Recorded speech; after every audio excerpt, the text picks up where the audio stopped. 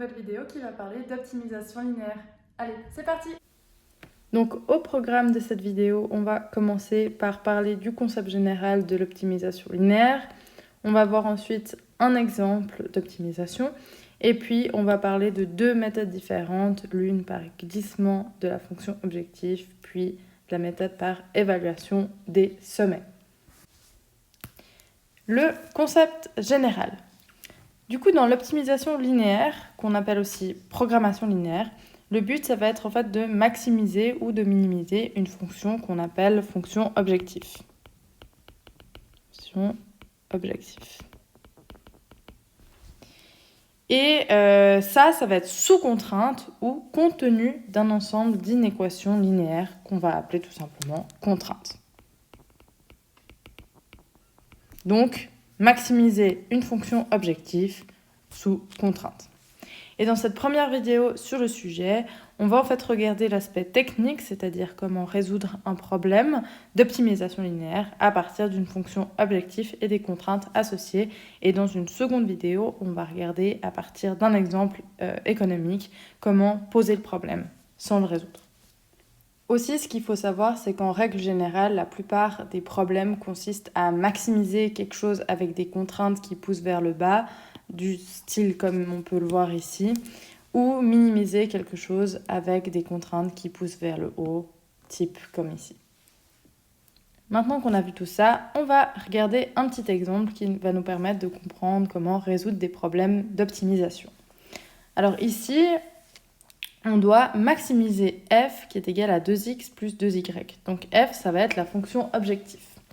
Puis on a des contraintes, sous-contraintes, et on a un système d'inéquations. On a x plus 3y est plus petit ou égal à 9, 2x plus 3y est plus petit ou égal à 12, et x et y qui sont plus grands ou égal à 0.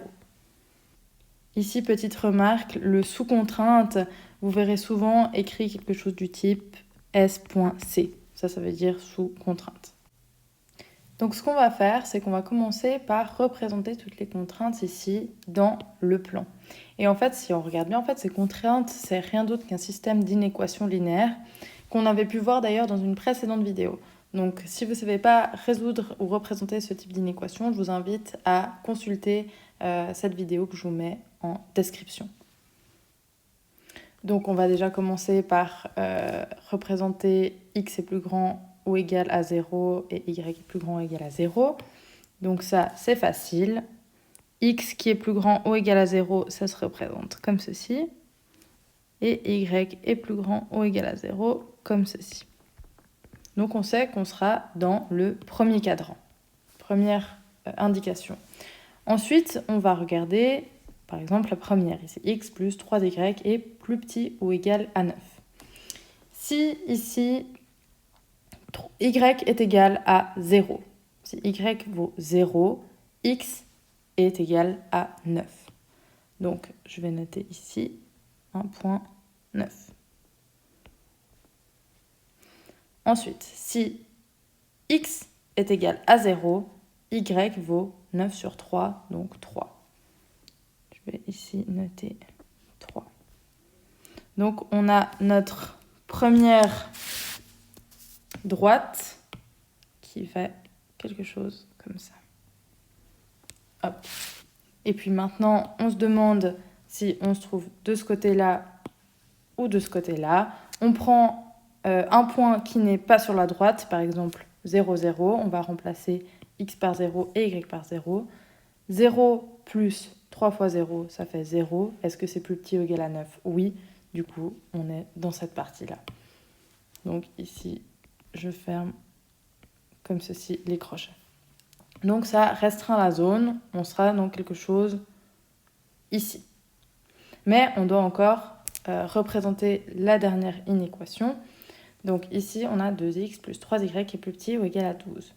Donc maintenant, on va faire le même principe qu'avant. Quand y vaut 0, que vaut x? X va valoir 12 sur 2, ça fait 6. Donc ici, 6. Et puis, quand x vaut 0, 3y est égal à 12, donc y est égal à 12 sur 3, 4. Donc ici, 4. Donc je peux de nouveau tracer ma droite. Hop. De nouveau, je reprends un point qui ne fait pas partie de la droite, par exemple 0, 0 qui est ici, et je remplace x par 0 et y par 0. On a 2 fois 0 plus 3 fois 0 qui fait 0. Est-ce que c'est plus petit ou égal à 12? Oui. Du coup, on va se trouver dans cette partie-là. Et puis maintenant, quelle est la zone qui est commune à toutes ces inéquations? Ça va être cette zone ici. Donc je vais la hachurer. Hop. Donc en fait, on voit ici que ces contraintes ici, elles vont former une région qui est bornée par 4 sommets. Le premier qui est ici, le sommet 0, 0. Un deuxième qui est ici, qui est le point 6, 0. Un troisième sommet qui est ici, qui est le sommet 0, 3. Et puis finalement, un quatrième sommet qui est ici, qui va être en fait le point 3, 2. Mais comment est-ce qu'on trouve que ce point-là, c'est 3, 2? En fait, il va suffire d'égaliser en fait l'équation de cette droite avec celle-ci, parce qu'on veut trouver le croisement de ces deux droites. Et puis ces droites, elles sont représentées par ces deux premières inéquations. Donc ce qu'on va dire, c'est qu'on va faire un système où on va dire x plus 3y est égal à 9 et 2x plus 3y est égal à 12. Et si on résout ce système, on va trouver que x vaut 3 et y vaut 2. Donc voilà, on trouve le troisième sommet qui est 3, 2. Le quatrième sommet, pardon. Donc maintenant qu'on a trouvé nos sommets ainsi que la zone de toutes les solutions possibles par rapport aux contraintes, il faut encore maximiser notre fonction objectif 2x plus 2y. Donc pour ça, je vais vous montrer deux méthodes. Et la première, c'est la méthode par glissement de la fonction objectif. Donc la première étape pour cette méthode, ça va être d'égaler en fait la fonction objectif à 0. Donc je vais mettre 2x plus 2y qui est égal à 0. Si je divise tout par 2, il me reste x plus y est égal à 0. Et maintenant, je vais exprimer y en fonction de x. Donc j'aurai y est égal à moins x. Donc là, j'ai l'équation d'une droite que je vais maintenant représenter sur mon graphique. Et cette droite, elle est à peu près comme ça. Donc ici, j'ai y est égal à moins x. Et maintenant, ce qu'on va faire, c'est qu'on va déplacer cette droite en la faisant passer par chacun des sommets qu'on a trouvés. Donc c'est ce que je vais faire. Hop.